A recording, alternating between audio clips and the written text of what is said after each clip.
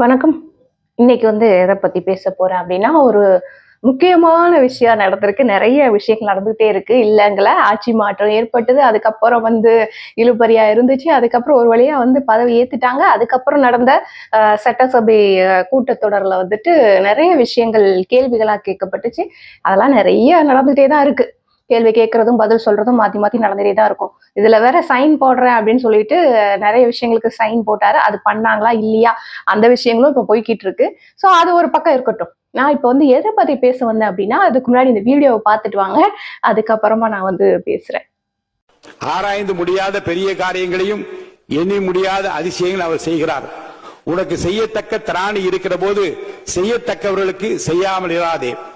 நீ உன்னிடத்தில் அன்பு கூறுவது போல பிறனிடத்தில் அன்பு கூறு என்கின்ற அந்த வாசகங்கள் தான் என் நெஞ்சத்தை விட்டு அன்றாடம் நீங்காதிருக்கிறது. பாத்தீங்களா? அதாவது சட்டசபையில பைபிள் இருக்கக்கூடிய வசனங்களை சபாநாயகரே பேசுறாரு.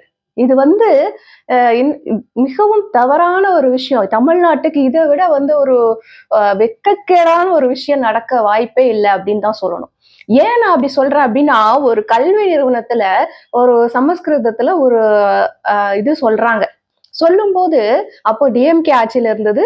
டிஎம்கே காரங்க அவ்வளோ குதிச்சாங்க. ஒரு கல்வி இது, அதுல மாணவர்கள் இருக்கிறாங்க. அங்க போய் நீங்க சமயம் சார்ந்த இதை உள்ள இது பண்றீங்களே, சான்ஸ்கிரிட் நீங்க சொல்றீங்க. எத்தனை பேருக்கு சான்ஸ்கிரிட் தெரியும்? எப்படி நீங்க இதை சொல்லலாம்? ஏன் சொல்றீங்க? எதுக்கு சொல்றீங்கன்னு ஒரு பெரிய போராட்டமே நடந்துச்சு ஆளுங்கட்சி சார்பில். அப்போ இருந்த ஆளுங்கட்சி சார்பில். அதே மாதிரி இந்த கட்சி ஆட்சிக்கு வரும்பொழுதும் மத சார்பற்ற அரசு அப்படின்னு சொல்லிக்கிறாங்க. மத சார்பற்ற அரசுன்னு சொல்லி இவங்க ஆட்சிக்கு வந்துக்கிறாங்க. பார்த்தோம் அப்படின்னு சொன்னா சபாநாயகர் பைபிள் வசனங்களா பேசுறாரு. சரி, இதுக்கு முன்னாடி சபாநாயகர் எப்படி இருந்தாரு அப்படின்னா, சர்ச்சில் ஃபுல்லாவே இந்த ஃபாதர் மாதிரி, அதை என்ன சொல்லுவாங்க, பாரிஸ்டரா என்னமோ சொல்லுவாங்கல்ல, ஏதோ ஒண்ணு அந்த வசனங்கள் பேசுறது, அந்த ஜெபம் பண்றது, அந்த வேலையெல்லாம் பண்ணுவாங்க இல்லையா? சோ அதெல்லாம் கை தேர்ந்தவர் தான் இப்ப சபாநாயகரா இருக்கக்கூடியவர். இவர் எந்த மதத்தை சேர்ந்தவங்கள வேணா நீங்க சபாநாயகரா ஆக்கிக்கோங்க, அதை பத்தி பிரச்சனை இல்லை. ஒரு கல்வி நிறுவனத்துல ஒரு ஸ்லோகம் சொன்னதுக்கு கொந்தளிச்ச நீங்க அதே டிஎம்கே அங்க எதிர்கட்சியா உட்கார்ந்துருக்காங்க. ஆளுங்கட்சியா இருக்கும்போது ஒரு சமஸ்கிருத இது சொல்லும் போது கொந்தளிச்ச நீங்க, சட்டசபை அப்படிங்கிறது எல்லாருக்கும் பொதுவானது தானே.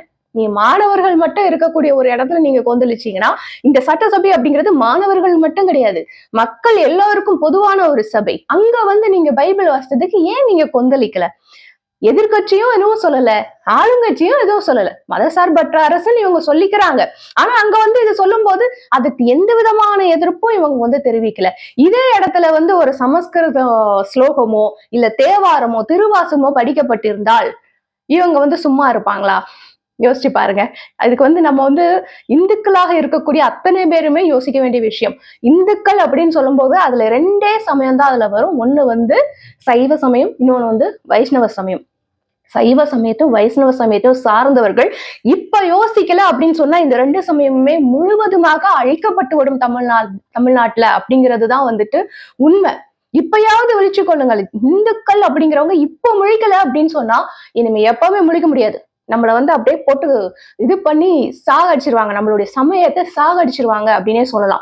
அந்த மாதிரியான ஆட்சி தான் இப்ப போயிட்டு இருக்கு. முந்தின ஆட்சியும் அப்படிதான், இந்த ஆட்சியும் அப்படிதான். முந்தின ஆட்சி இருக்கும் போதும் நான் வீடியோ போட்டேன். அதாவது ஒரு சர்ச் விழாவிற்கு, சர்ச் திறப்பு விழாவிற்கு முதல்வர் அவர்கள், அப்போதைய முதல்வர்கள் ஸ்டாலின் அவர்களும் துணை முதல்வர் அவர்கள் உதயநிதி அவர்களும் சர்ச்சை திறப்பு விழாவுக்கு போறாங்க. அங்க நடக்கக்கூடிய அந்த சமயம் சார்ந்த நிகழ்ச்சிகள்ல பங்கெடுக்கிறாங்க. இதே நான் கேட்கிறேன், அதே ஸ்டாலின் அவர்களும் அதே உதயநிதி அவர்களும் எந்த கோயிலுக்காக போய் அங்க நடக்கக்கூடிய வழிபாடுகள்ல அவங்க வெளிப்படையா கலந்துகிட்டு இருக்காங்களா? நான் ஏன் வெளிப்படையா அப்படின்னு சொல்றேன் அப்படின்னா, வெளிப்படை தன்மை இல்லாம அவங்க நிறைய விஷயங்கள் அவங்க வீட்லயே பூஜைகள்லாம் நடக்குதுதான், நான் இல்லைன்னு சொல்லல. ஆனா வெளிப்படையா அவங்க மக்கள் கிட்ட என்னத்தை கொண்டு போய் சேர்க்கிறாங்க? சமய எதிர்ப்பு கொள்கைகளை சேர்க்கிறாங்க, சாமி மறுப்பு கொள்கைகளை சேர்க்கிறாங்க, கடவுள் எதிர்ப்பு, கடவுள் மறுப்பு கொள்கைகளை தான் மக்கள் கிட்ட திணிக்கிறாங்க. அப்படி திணிச்சுட்டு நீங்க கிறிஸ்தவர்களுக்கு மட்டும் சப்போர்ட் பண்ணுவேன் அப்படிங்கறத எப்படி ஏத்துக்க முடியும்? இதுல உதயநிதி ஸ்டாலின் அவர்கள் வெளிப்படையாவே சொல்லியிருக்காரு, நான் கிறிஸ்டியன் தான் அப்படின்னு சொல்லிட்டு ஒரு இதுல வெளிப்படையாவே சொல்லியிருக்காரு. அப்போ இவங்க எல்லாருமே டிஎம்கே மொத்தமுமே கிறிஸ்டியானிட்டி மட்டும் தான் சப்போர்ட் பண்ணுது. அங்க இருக்கக்கூடியவங்க எல்லா சமயத்தை சேர்ந்தவர்களாக இருந்தாலும் சரி, அவங்க கட்சியில இருக்கக்கூடியவங்க எல்லா சமயத்தை சேர்ந்தவங்க, எல்லா இனத்தை சேர்ந்தவர்களும் இருப்பாங்க.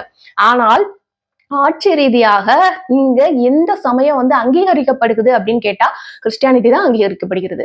அதே மாதிரி இப்ப புதுசா வந்திருக்கிற தாவேக சொல்லவே வேண்டாம், டிஎம்கே வேற தாவேக வேற நம்ம சொல்லவே முடியாது.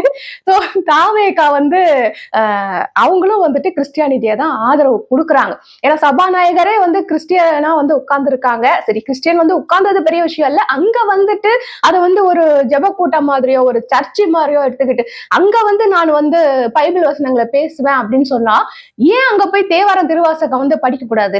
எனக்கு அதுதான் வந்து இது. ஏன்னா தமிழ் மறைகள் இல்லையா, தேவாரம் திருவாசகம் எல்லாம் நம்மளுடைய தமிழ் இனத்தை சேர்ந்த வேதங்கள். அதை வந்து ஏன் படிக்க கூடாது? எங்கேயோ இருந்து டிரான்ஸ்லேட் பண்ணிட்டு வந்த பைபிளை வந்து நீங்க படிக்கிறீங்க அப்படின்னு சொன்னா தமிழ்லயே எழுதப்பட்டு தமிழர்களால் எழுதப்பட்டு தமிழர்களால் ஃபாலோ பண்ணப்படுற தேவாரமும் திருவாசகமும் ஏன் சட்டசபையில வந்து டெய்லி வந்து ஒலிக்க விடக்கூடாது அப்படிங்கிறது தான் என்னுடைய கேள்வி. இதை தாண்டி இன்னொரு விஷயம் நடந்துட்டு இருக்கு. கிறிஸ்டியானிட்டியை எப்படி இந்த ஆளுங்கட்சியும் எதிர்கட்சியும் சப்போர்ட் பண்ணுதோ அதே மாதிரி ஹிந்து அழிப்பு திட்டங்கள் நிறைய இங்க வந்து அமல்படுத்திக்கிட்டே இருக்காங்க. எல்லாரும் கேட்கலாம், நிறைய கோயில்களுக்கு கும்பாபிஷேகம் பண்றாங்களே, நீங்க என்ன இப்படி சொல்றீங்க அப்படின்னு கேட்கலாம். அது வந்து கண் துடைப்பு வேலை. கும்பாபிஷேகம் என்பது முற்றிலுமாக கண் துடைப்பு வேலை. இந்த அறநிலையத்துறை இப்ப வந்து என்ன பண்ணி வச்சிருக்காங்க, போன 5 வருஷத்துல என்ன பண்ணி வச்சிருக்காங்கன்னா நிறைய கோயில்கள்ல இந்த கம்பி கட்டுற வேலையை பண்ணியிருக்காங்க. இந்த கம்பி கட்டுற வேலை என்னங்க, ஒரு லைன் தானே, லைன்ல நின்று போறதுக்கு தானே அந்த கம்பியை கட்டியிருக்காங்க அப்படின்னு இந்துக்கள் யாரும் நினைத்து விட வேண்டாம். இதுல பெரிய அரசியல் ஒளிஞ்சிருக்கு. என்ன அரசியல் ஒளிஞ்சிருக்கு அப்படின்னா, இந்த கம்பிக்குள்ள நம்மள நிக்க வைக்கிறாங்க இல்லையா, முன்னெல்லாம் வந்துட்டு நம்ம ஒரு கோயிலுக்கு போயிட்டு வரோம்னா ஒரு அரை மணி நேரத்துக்குள்ள நம்ம உள்ள போயிட்டு வெளியில வந்துருவோம். அப்புறம் பிரகாரம் சுத்துறது, கோயில டைம் ஸ்பெண்ட் பண்றது, அதெல்லாம் வேற, அந்த டைமிங் எல்லாம் வேற. ஆனா உள்ள போயிட்டு வெளியில வரதுக்கு ஒரு அரை மணி நேரத்தை உள்ள போயிட்டு வெளியில வந்துட முடியும். அது எவ்வளவு பெரிய கோயிலாக இருந்தாலும் சரி. நான் தமிழ்நாட்டில் இருக்கிற கோயில சொல்றேன், திருப்பதி மாதிரியான கோயில சொல்லல. இந்த மாதிரிதான் இருந்தது 5 வருடங்களுக்கு முன்னாடி. இப்போ நீங்க எந்த கோயிலுக்கு போனாலும், பெரிய கோயில்கள் எந்த கோயிலுக்கு போனாலும் குறைந்தது 4 மணி நேரத்திலிருந்து 5 மணி நேரம் ஆகிறது உள்ள போய் நம்ம வந்து சாமி தரிசனம் பண்றதுக்கு. இந்த 4 மணி நேரத்துல இருந்து 5 மணி நேரம் ஏன் ஆகுது? இப்பதான் மக்கள் இவ்வளவு கூட்டமா வர்றாங்களா? இதுக்கு முன்னாடி அந்த கோயில்கள் எல்லாம் கூட்டம் வரலையா அப்படின்னு கேட்டா அதெல்லாம் கிடையாது. எப்பவுமே வர்ற கூட்டம் தான் இப்பவும் வந்துகிட்டு இருக்கு. ஆனா இவங்க என்ன பண்றாங்க, கம்பி கட்டி போட்டுட்டு அதுல வந்து நிறைய டிக்கெட் எல்லாம் வந்துட்டு சேல்ஸ் பண்றாங்க. சிறப்பு தரிசனம் அப்படின்னு சொல்லிட்டு 100 ரூபாயில இருந்து 500 ரூபாய் 1000 ரூபாய் வரைக்கும் இதுல வந்து டிக்கெட் சேல்ஸ் நடக்குது. அப்படி டிக்கெட் சேல்ஸ் பண்ணாலுமே அங்கேயும் வந்து கம்பி கட்டி போட்டு அவங்கள உள்ள இருக்க வச்சு ஒரு 4 மணி நேரம் 5 மணி நேரம் நம்ம வெயிட் பண்ணி அங்க போய் சாமி தரிசனம் பண்ணும்போது நம்மளுக்கு அதுல வந்து ஒரு பீஸ்ஃபுல்னஸ் அப்படிங்கிறது இருக்கவே இருக்காது. இந்துக்கள் அத்தனை பேருக்குமே இந்த நிலையை கொண்டு வரணும் அப்படிங்கிறதுக்காக தான் இவங்க கோயில்கள்ல கம்பிகளையே கட்டியிருக்காங்க. கம்பிகள் கட்டி நம்ம அதுக்குள்ள அடப்பட்டு கடந்து அதுக்கப்புறம் போய் நம்ம சாமி தரிசனம் பண்றது, அந்த சாமி தரிசனம் பண்ற அந்த திருப்தியோ ஒரு சந்தோஷமோ நம்மளுக்கு வந்து அங்க கிடைக்க விடாம பண்றதுதான் இவங்களுடைய மிகப்பெரிய அரசியல். இதுல என்ன அரசியல் இருக்கு அப்படிங்கறது திருப்பியும் நீங்க யோசிக்கலாம். என்ன அரசியல் அப்படின்னா, இவ்வளவு கஷ்டப்பட்டு நம்ம இந்த கோயிலுக்கு போகணுமா அப்படின்னு எல்லா இந்துக்கள் மனசுலயும் அந்த நினைப்பை கொண்டு வரணும் அப்படிங்கிறதுக்காக மட்டும்தான் இந்த கம்பி கட்டுற கதை அப்படிங்கிறதெல்லாம் வந்துட்டு பண்ணியிருக்காங்க. போன ஆட்சியில, திமுக ஆட்சியில இதுக்காகத்தான் வந்து கம்பிகளை கட்டி விட்டுருக்காங்க. அப்ப இதுல என்ன ஆகும் அப்படின்னா, மெல்ல மெல்ல மெல்ல நம்மளுடைய தலைமுறைகள் எல்லாம் வந்துட்டு இவ்வளவு கஷ்டப்பட்டு இந்த கோயிலுக்கு போய் பார்க்கணுமா, நான் கோயிலுக்கே போல, நான் வீட்டுல இருந்தே கும்பிட்டுக்கிறேன் அப்படின்னு சொல்லிட்டு கோவில்கள் புறக்கணிக்கப்படும். அதுதான் இவங்களுக்கு தேவை. சோ கோவில்களை புறக்கணிப்பாங்க. சோ புறக்கணிச்சாங்கன்னா ஒரு 2 தலைமுறை கழிச்சு கோயில்களே இல்லாம போயிடும். சோ கோயில்களே இல்லாத ஒரு தலைமுறையை ஈஸியா வந்து கிறிஸ்டியானிட்டிக்கு அடிமைப்படுத்திடலாம். சோ இதுதான் வந்து இப்ப நடந்துட்டு இருக்கக்கூடிய அரசியல் அப்படிங்கிறது. மிகப்பெரிய அரசியல், இந்துக்களுக்கு எதிராக செய்து கொண்டிருக்கக்கூடிய மிகப்பெரிய அரசியல் அப்படிங்கிறது இதுதான். ஹிந்துக்கள் அப்படிங்கறது நான் ஃபர்ஸ்டே சொல்லிட்டேன், சைவ சமயமும் வைஷ்ணவ சமயமும் சேர்ந்ததுதான் ஹிந்துக்கள். இதுல சைவ சமயத்தை சேர்ந்தவர்கள் தான் முழுவதுமாக தமிழ் இனத்தை சேர்ந்தவர்கள் அப்படின்னு தான் நான் சொல்வேன். சைவ சமயத்துல இருந்து நீ கன்வெர்ட் ஆகி போயிட்டேன்னா நீ தமிழர்னு வெளியே சொல்லிக்காத, அவ்வளவுதான். இன்னும் சொல்ல போனா நீ கிறிஸ்டியானா கன்வெர்ட் ஆயிட்ட அப்படின்னு சொன்னா நீங்க எல்லாருமே சைவ இன துரோகிகள் தான், தமிழ் இன துரோகிகள் தான், வேற எதுவுமே கிடையாது. ஏன்னா தமிழர்களுடைய வரலாற்றை குழி தோண்டி புதைக்கிற வேலையை பார்க்கக்கூடியவங்களே கிறிஸ்டியானிட்டி பிரிவை சேர்ந்தவர்கள் தான். நீங்க அதுக்கு கன்வெர்ட் ஆனீங்க அப்படின்னு சொன்னா நீங்க தான் வந்துட்டு தமிழ் இனத்தை படுகொலியில் தள்ளுவதற்கு துரோகம் விளைத்தவர்கள் ஆவீர்கள், அவ்வளவுதான். கன்வெர்ட் ஆன அத்தனை கிறிஸ்டியனையும் நான் சொல்றேன், நீ சைவ சமயத்துல இருந்து எதா வேணா இருக்கட்டும், எனக்கு மரியாதை கிடைக்குது, இல்ல வந்து சாப்பாடு தண்ணி கிடைக்குது, பணம் கிடைக்குது, இதெல்லாம் கிடைச்சா நம்ம வீட்டுல இருந்த பொம்பளைங்களை நம்ம விட்டு கொடுத்துருவோமா? கொடுக்க மாட்டோம்ல. வீட்டுல இருந்த குழந்தைங்களை விட்டு கொடுத்துருவோமா? கொடுக்க மாட்டோம்ல. அப்ப எப்படி உன்னுடைய தாய் மதத்தை வந்து நீ விட்டு கொடுக்குற? ஒரு தாய் சமயம் நம்ம இத்தனை வருஷமா ஃபாலோ பண்ணிக்கிட்டு இருக்கிற ஒரு சமயம், அதை விட்டு கொடுத்துட்டு நான் வந்து கிறிஸ்டினா மாறிட்டேன் அப்படின்னு சொல்றது ஒரு பெருமை, அதுலாம் ஒரு கேவலமான ஒரு விஷயம். இதை வந்து கிறிஸ்தவர்களா யாரெல்லாம் கன்வெர்ட் ஆகுறீங்களோ அத்தனை பேரும் தமிழின துரோகிகள். அவ்வளவுதான் நான் சொல்லுவேன். நீங்க சொல்லலாம் கிறிஸ்தவர்கள்லாம் வந்து நம்ம வரலாற்றுலாம் வந்து அவங்க வந்து பேசுறாங்களே, பேச்சாளர்கள் பேசுறாங்களே, அது கிடையாது. இங்க நடந்துட்டு இருக்க அரசியல் என்ன அதை பாருங்க. நீங்க கிறிஸ்தவர்களா மாறிட்டீங்கன்னா சைவ சமயமும் சைவ சமயம் சார்ந்த வரலாறும் தமிழர்கள் சார்ந்த வரலாறும் மெல்ல மெல்ல அழிக்கப்படும். அதுக்குதான் வந்து இவங்க வந்து கிறிஸ்டியானிட்டி அப்படிங்கறதே உள்ள வருது. எனக்கு தெரிஞ்சு வந்து இந்த ஹாஸ்பிட்டல்ஸ்ல இந்த கிறிஸ்டியானிட்டி பரப்புறவங்க நிறைய பேர் சுத்திட்டு இருக்காங்க. யாரெல்லாம் பில் கட்ட முடியாம தடுமாறுறாங்களோ அவங்களுக்கு எல்லாம் வந்துட்டு என்ன செய்யுது, நீ கிறிஸ்டினா மாறிட்டே உன் பில்ல நான் பாத்துக்கிறேன், உனக்கு மேற்கொண்டு நான் வேலை போட்டு கொடுக்குறேன், நிறைய பணம் வந்து வாங்கி தரேன், இப்படி சொல்லி கிறிஸ்டியனுக்கா கன்வெர்ட் பண்றவங்க நிறைய பேர் இருக்காங்க. இதுல உங்களுக்கு ஒரு கேள்வி வரலாம், ஏன் வந்து பிரைவேட் ஹாஸ்பிட்டல்ஸ்ல இவ்வளவு வந்து பணம் வச்சிருக்காங்க, இவ்வளவு பணம் கட்டணும் அப்படின்னு அவங்க சொல்றதுனால தானே நம்ம வந்து பணம் கட்ட வேண்டியதா போச்சு. அப்ப அது இல்லாம பண்ணலாமே, பண்ண மாட்டாங்க. அதுவும் இந்துக்களுக்கு எதிரான ஒரு அரசியல் தான். பிரைவேட் ஹாஸ்பிட்டல்ஸ், பிரைவேட் ஸ்கூல்ஸ், இது எல்லாமே இந்துக்களுக்கு எதிரான ஒரு அரசியல் தான். இப்ப பிரைவேட் ஸ்கூலுக்கோ பிரைவேட் ஹாஸ்பிட்டலுக்கோ போக முடியாம போகும்பொழுது அங்க வந்து நீங்க பணம் கட்ட முடியாம ரொம்ப கஷ்டப்படுவோம், நம்ம கஷ்டப்பட வைப்பாங்க. அப்படி கஷ்டப்படும் போது அங்க வந்து கிறிஸ்டியானிட்டியை சேர்ந்தவங்க வந்து பேசுவாங்க, உங்களால கட்ட முடியலையா, நீ கிறிஸ்டினா மாதிரி நான் இதை செய்யறேன், கிறிஸ்டினா மாதிரி உனக்கு நான் படிப்பு தரேன், கிறிஸ்டினா மாதிரி நான் உனக்கு வந்து மருத்துவத்தை தரேன், எல்லாத்தையும் தரேன் அப்படின்னு சொல்லிட்டு அங்க வந்து பேரம் பேசுறதுக்கு நிறைய பேர் இருக்காங்க. கொஞ்சம் யோசிச்சு பாத்தீங்கன்னா உங்களுக்கு இதுல இருக்க அரசியல் முற்றிலுமாக புரியும்.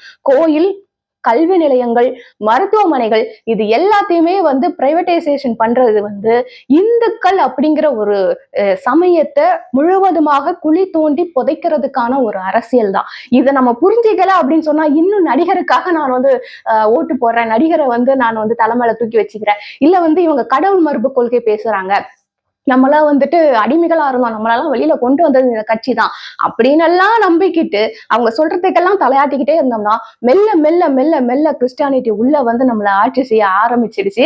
இதுக்கப்புறமும் பாத்தீங்கன்னா சைவ சமயமும் வைஷ்ணவ சமயமும் தமிழ்நாட்டில் இல்லாம போவதற்குண்டான எல்லா வழிகளையும் இந்த ஆட்சி பொறுப்புல இருக்கிறவங்க கண்டிப்பா பண்ணுவாங்க.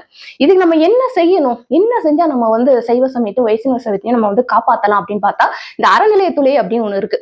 இந்த அறநிலையத்துறை வந்து கிறிஸ்தவர்கள்கிட்டயோ இஸ்லாமியர்கள்கிட்டயோ போய் இவங்களுடைய ஜம்பத்தை காமிக்கிறது இல்லை. ஏன்னா அதெல்லாம் வந்து வெளிநாட்டு மதங்கள், அவங்கள வந்து நம்ம கட்டுப்படுத்த முடியாது. அறநிலையத்துறைக்கு கீழே இவங்க எல்லாம் வரமாட்டாங்க.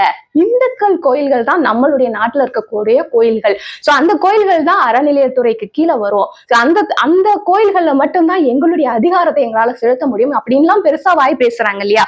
சோ அப்படி பேசுறவங்களுக்கு நம்ம சைட்ல இருந்து என்னென்ன வருமானங்கள் போகுதோ அந்த வருமானங்கள்லாம் போகாம நம்ம அதை கம்ப்ளீட்டா ஸ்டாப் பண்றதுக்கு என்னெல்லாம் செய்யலாம், இதை மட்டும் நம்ம சைவ சமயத்தை சேர்ந்தவர்களும் வைஷ்ணவ சமயத்தை சேர்ந்தவர்களும் நம்மளுடைய அந்த என்ன சொல்றது ஸ்டேட்டஸ் பார்க்காம இல்ல வேற எந்த விஷயத்துக்கும் வந்து நம்ம பிரிஞ்சு நிக்காம இதை மட்டும் செஞ்சோம் அப்படின்னு சொன்னா கண்டிப்பா மிகப்பெரிய மாற்றத்தை கொண்டு வர்றதுக்கான சந்தர்ப்பம் இருக்கிறது, நம்ம கையில தான் இருக்கு. ஆனா வந்து நம்ம அதை செய்ய மாட்டோம். கோயிலுக்கு போனோடனே சிறப்பு தரிசனமா கொடுங்க, எத்தனை ரூபாய் டிக்கெட்டு கொடுங்க, 100 ரூபாயா, ஓகே, தலைக்கு 100 ரூபாய் கூட கொடுக்கறதுக்கு தயாரா இருக்கும், தலைக்கு 500 ரூபாய் கொடுக்கறதுக்கு தயாரா இருக்கும், தலைக்கு 1000 ரூபாய் கொடுக்கறதுக்கு தயாரா இருக்கும். சோ இந்த மாதிரி எல்லாம் நம்ம பணம் கொடுத்து போய் தரிசனம் பண்றோம் இல்லையா, அது முதல்ல தப்பு. ரெண்டாவது, இந்த கோயில்கள்ல கம்பி கட்டி இருக்காங்க தெரியுமா, இந்த கம்பிகளுக்கு உள்ள வழியாதான் நீங்க வரணும்னு நம்மள கண்ட்ரோல் பண்றாங்க தெரியுமா, அவங்க கண்ட்ரோலுக்கு நம்ம கட்டுப்படுறது ரெண்டாவது தப்பு. எந்த கோயிலாக இருந்தாலும் சரி, உங்க ஊர்ல உள்ள கோயில்ல அறநிலையத்துறை வந்துட்டு இந்த மாதிரி கம்பிகள் எல்லாம் வைக்கிறாங்கன்னு சொன்னா போராடி அந்த கம்பிகளை அகற்ற பாருங்கள். இன்னைக்கு உன்னுடைய சமயத்துக்காக, உன்னுடைய கோயில்களுக்காக, உன்னுடைய இனத்துக்காக நீ போராடல அப்படின்னு சொன்னா நாளைக்கு எதுக்காக போராட போற? அவங்க சொல்ற எல்லாத்துக்கும் அடிபணிஞ்சு போய்கிட்டே இருக்க வேண்டியதான். இன்னைக்கு சட்டசபையில சொல்லப்பட்ட அந்த பைபிள்ல இருக்கக்கூடிய வசனங்கள் நாளைக்கு நம்ம கோயில்கள்லயும் சொல்லப்படும். நம்ம கோயில்களையே கிறிஸ்டியானிட்டியா மாத்திடுவாங்க. நம்மளுடைய தேவாரம், திருவாசகம் இருக்கிற எல்லா மறை வேதங்கள் எல்லாத்தையும் அழிச்சிட்டு அவங்க என்ன பண்ணுவாங்கன்னா பைபிளை கொண்டு வந்து கொடுத்துருவாங்க. அதுதான் வந்து வரப்புற தலைமுறையில நடக்க போகுது. அதெல்லாம் நடக்காம இருக்கணும் அப்படின்னு சொன்னா இன்னைக்கு அவங்க கெட்டி வச்சிருந்த அந்த கம்பிகளை எல்லாம் எடுத்து பிடுங்கி போடுறது, போராடியாவது, என்ன போராட்டம் வேணாலும் ஆகட்டும், எப்பாடுபட்டாவது நம்ம கோயிலுக்குள்ள அவங்க கட்டி வச்சிருக்கிற அந்த கம்பிகளை நம்ம பிடிங்க வெளியில போடல அப்படின்னு சொன்னா அதுவே நாளைக்கு சைவ சமயத்துக்கும் வைஷ்ணவ சமயத்திற்கும் அவர்கள் கட்டி வச்சிருக்கிற சிறைச்சாலைகளாக மாறும் அப்படிங்கிறத மறந்துடாதீங்க. உங்க ஊர்ல வந்துட்டு இந்த மாதிரி கோயில்கள்ல வந்து கம்பிகள் கட்டி வச்சிருக்காங்க அப்படின்னு சொன்னா அதை அகற்றுவதற்கான வேலைகளை பொறுப்பில் இருப்பவர்களும் பொறுப்பாக இருப்பவர்களும் கண்டிப்பா செய்தே ஆக வேண்டும். இது நம்மளுடைய சைவ சமயத்திற்காக நம்ம செய்யறோம். சைவ சமயத்தை காப்பாற்றணும், நம்ம தமிழ் சமயத்தை காப்பாற்றணும். தமிழ் சமயம் அப்படிங்கிறது சைவ சமயம் மட்டும்தான். அதை நல்லா ஞாபகம் வச்சுக்கோங்க. இதுல எந்த விதமான மாற்று கருத்தும் கிடையாது. நீங்க தமிழர்களாக இருந்தால், தமிழ் வழி வந்தவர்களாக இருந்தால் நீங்க அத்தனை பேரும் சைவ சமயத்தை சார்ந்தவர்கள் தான். வேற எந்த சமயத்தை நீங்க கன்வெர்ட்டா போய் எப்படி வேணா நீங்க போயிருக்கலாம். ஆனா நீங்க அத்தனை பேரும் சைவ சமயத்தை சார்ந்தவர்கள் தான். இதுல எந்த மாற்று கருத்தும் கிடையாது. இல்ல எங்களுக்கு பிடிக்காது, நாங்க பிரசாதம் சாப்பிட மாட்டோம், சைவ சமயத்தை இது பண்ண மாட்டோம், பைபிளை தான் எடுத்து வச்சு படிப்போம்னா நீங்க தமிழ் இன துரோகிகள். அதுதான் இங்க நான் ஆணித்தரமா சொல்றது. பைபிள் எடுத்து படிக்கிற அத்தனை பேருக்கும் நான் சொல்றேன், தமிழ் இனத்தை சேர்ந்தவர்களுக்கு நீங்க எல்லாரும் மெல்ல மெல்ல தமிழினத்தையும் தமிழ் வரலாற்றையும் அழித்து கொண்டிருக்கிறீர்கள். உங்களுக்கு எனக்கு அந்த சமயத்துக்கு போகணும்னு எனக்கு அருள் கிடைச்சிருச்சு, அங்க போகணும்னு எனக்கு இந்த சமயத்துல உனக்கு கிடைக்காத அருளும் இந்த சமயத்துல உனக்கு கிடைக்காத நிம்மதியும் எவனோ உனக்கு கொடுக்குற ஒரு இதுல உனக்கு கிடைக்குது அப்படின்னா நீங்க எவ்வளவு கேவலமா நடந்துட்டு இருக்கீங்க அப்படிங்கிறத நான் சொல்ல வேண்டியது இல்லை. சரியா? என்னுடைய அப்பா அம்மா கிட்ட எனக்கு கிடைக்காத ஆறுதலும் நல்ல ஒரு பாதுகாப்பும் எவனோ வெளிநாட்டுல இருந்து வந்த ஒருத்தங்கிட்ட எனக்கு கிடைக்குது அப்படின்னு நான் சொன்னா அது எவ்வளவு பெரிய கேவலமோ, அதுதான் இந்த சமயத்துல எனக்கு கிடைக்காதது கிறிஸ்தவ மதத்துல கிடைக்குதுன்னு சொல்லிட்டு ஓடுறீங்க பாத்தீங்களா, அத்தனை பேரும் பண்ற கேவலமான விஷயம் அதுதான். சோ இதுக்கு மேலையும் நம்ம சைவ சமயத்தை சேர்ந்தவர்களும் வைஷ்ணவ சமயத்தை சேர்ந்தவர்களும் நம்மளுடைய சமயத்தை பெரிதுபடுத்துவதற்கோ இல்ல நம்மளுடைய சமயத்தை காப்பாற்றுவதற்கோ எந்தவித போராட்டமும் இல்லாமல், எந்தவித அது என்ன சொல்றது, அதை பத்தி எனக்கு என்னப்பா அப்படிங்கிற மாதிரி நிறைய பேர் போயிட்டு இருக்கோம் இல்லையா நம்ம இந்து சமயத்திலேயே. அப்படி பொறுப்பு இல்லாமல் இருக்கிறவர்கள் அப்படி இருந்தீங்க அப்படின்னு சொன்னா அடுத்த தலைமுறை முழுவதுமாக கிறிஸ்டியன்ஸ் கையில போயிடும். கிறிஸ்டியன்ஸ் கையில போனாலும் பரவாயில்லன்னு நினைக்கிறவங்க நிறைய பேர் இருக்காங்க. ஏன்னா நாட்டை பத்தி எல்லாம் யாருக்கும் அக்கறை கிடையாது. ரீல்ஸ் எடுத்தோமா, போட்டோமா, பிரபலமானமா, அதுதான் இன்னைக்கு எல்லாருக்கும் இளைஞர்களுக்கு பிடிச்சிருக்கிறது. இளைஞர்கள் கிட்டையும் நான் சொல்றேன், நீங்க இந்துக்களாக இருக்கிற பட்சத்துல சைவ சமயத்தை சேர்ந்தவர்களோ வைஷ்ணவ சமயத்தை சேர்ந்தவர்களோ உங்கள் கோவிலுக்குள் நீங்க போகும்போது அங்க கம்பி கட்டி வச்சிருந்தாங்கன்னா கம்பியை தூக்கி வெளியில போடுங்க.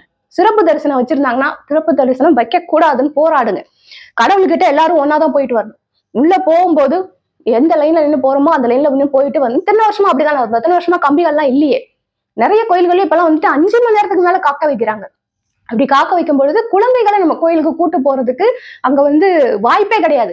அப்ப குழந்தைகளை கூட்டிட்டு கோயிலுக்கு போகாம இருக்கோம் அப்படின்னு சொன்னா ஒரு சர்டன் ஏஜ் வரைக்கும் அந்த குழந்தைக்கு கோயில் அப்படின்னா என்னன்னு தெரியாது. அந்த மாதிரி எல்லாம் ஆக்கி வர்றதுக்கான அந்த நடைமுறைகள் தான் இப்ப எல்லாம் பண்ணிக்கிட்டு இருக்காங்க. அதுக்கு உண்டான திட்டங்கள் தான் இப்ப நடந்துட்டு இருக்கு. இந்துக்களே விழித்துக் கொள்ளுங்கள், அவ்வளவுதான் நான் சொல்லுவேன். ஏன்னா சட்டசபையில அதாவது பைபிளை ஒருத்தர் பைபிள்ல இருக்கிறத சொல்லும் போது ஆளுங்கட்சியும் எதிர்ப்பு தெரிவிக்கல, எதிர்கட்சியும் எதிர்ப்பு தெரிவிக்கல. சரி, நீ எதிர்ப்பு தெரிவிக்கல அப்படிங்கிறது எனக்கு பெரிய விஷயம் கிடையாது. ஒரு கல்வி நிலையத்தை இந்து சமயம் சார்ந்த வேதங்கள் அங்க ஓதப்படும் போது அவ்வளவு பெரிய போராட்டம் பண்ணி அவ்வளவு எதிர்ப்பு தெரிவிச்சு அவ்வளவு தூரம் இது தப்பு தப்பு தப்புன்னு மக்கள் மனசுல பதிய வச்ச நீங்க சட்டசபையில பைபிளை வாசிக்கும் போது ஏன் நீங்க எதிர்ப்பு தெரிவிக்கல? அதுதான் எனக்கு கேள்வி. கிறிஸ்டியானிட்டிய நம்ம தமிழ்நாட்டுல நுழைய விடாம இருக்கிற வரைக்கும் நம்ம சேஃப். நுழைய விட்டோம் அப்படின்னு சொன்னா நம்மளுக்கு சுதந்திரம் வாங்கி தரத்துக்கு நிறைய பேர் தியாகம் பண்ணாங்க தெரியுமா? அவங்க அத்தனை பேர் தியாகத்தையும் நம்ம செருப்புக்கு அடியில போட்டு மிதிக்கிற மாதிரியான விஷயம் தான் இதெல்லாம்.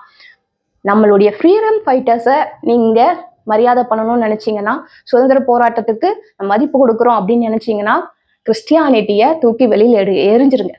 கிறிஸ்டியானிட்டி மாறாதீங்க, கிறிஸ்தவர்களா மாறாதீங்க. நீங்க கோயிலுக்கு போறீங்களோ, வீட்டை கும்பிடுறீங்களோ, அங்கங்க கோயில்கள் நிறைய இருக்கு. ஊர் பக்கம்லாம் போனா எல்லை கோயில்கள் நிறைய இருக்கு. நீங்க பெரிய பெரிய கோயில்களுக்கு தான் போகணும் அப்படின்னு அவசியம் கிடையாது. நிறைய பேர் பூநூலுக்கு எதிர்ப்பு தெரிவிச்சு கோயிலுக்கு போகாம இருக்கிறீங்க. நீங்க அங்கேயே போக வேணாம். எல்லை கோயில்கள் இருக்கிறாங்க, கருப்பசாமி இருக்காங்க, முனீஸ்வரன் இருக்கிறாங்க, நிறைய கோயில்கள் இருக்கு. சோ அந்த மாதிரி கோயில்களை நீங்க போய் கும்பிடலாம், இது பண்ணலாம். அம்மன் கோயில்கள் இருக்கு. அம்மன் கோயில்கள் எல்லாம் பிராமின்ஸ் யாருமே குருக்கள் கிடையாது. நார்மலா இருக்கிற பீப்புள் தான் அங்க குருக்களா இருக்கிறாங்க. சோ இந்த மாதிரி நிறைய விஷயங்கள் இருக்கு. சோ டோட்டலா யாரோ சொன்னாங்க அப்படின்னு சொல்லிட்டு நான் பிராமண எதிர்ப்பு பண்ணுவேன், கடவுள் எதிர்ப்பு பண்ணுவேன் அப்படின்னு போய் விழுந்துட்டு நாளைக்கு எல்லா தலைமுறையும் கிறிஸ்டியனா மாத்தி விட்டுட்டு அதே வெள்ளைக்காரன் திருப்பியும் நம்மள ஆட்சி பண்ற மாதிரி வைக்காதீங்க. நம்மளுடைய ஃப்ரீடம் ஃபைட்டர்ஸ்க்கு நம்ம மதிப்பு கொடுத்து நம்மளுடைய சுதந்திர போராட்டத்திற்கு மதிப்பு கொடுத்து இனிமேலாவது வெளிநாட்டு கலாச்சாரம் உள்ள வராம அதை தடுக்க முடியாது, உள்ள வந்துருச்சு. இன்னுமே நம்மள வெள்ளைக்காரன் தான் ஆட்சி பண்ணிட்டு இருக்கான். நம்ம போடுற ட்ரெஸ்ல இருந்து எல்லாமே வந்துட்டு வெளிநாட்டு கலாச்சாரமா மாறி போயிடுச்சு. அட்லீஸ்ட் இந்த ஒரு விஷயத்தையாவது நம்ம காப்பாத்துவோம். காப்பாத்தினாதான் நம்ம வரலாறு நம்ம காப்பாற்ற முடியும் அப்படிங்கிறது தான் என்னுடைய இது. இந்த மாதிரி சட்டசபையில் நடந்த இந்த விஷயத்த நான் இந்த இடத்துல ஒரு சைவ சமயத்தை சேர்ந்தவளாக வன்மையாக கண்டிக்கிறேன். இதை பத்தி நீங்க என்ன நினைக்கிறீங்க அப்படிங்கறத மறக்காம கமெண்ட் செக்ஷன்ல சொல்லிட்டு போங்க. ஓகேவா? அடுத்த வீடியோல சந்திக்கிறேன். பாய்.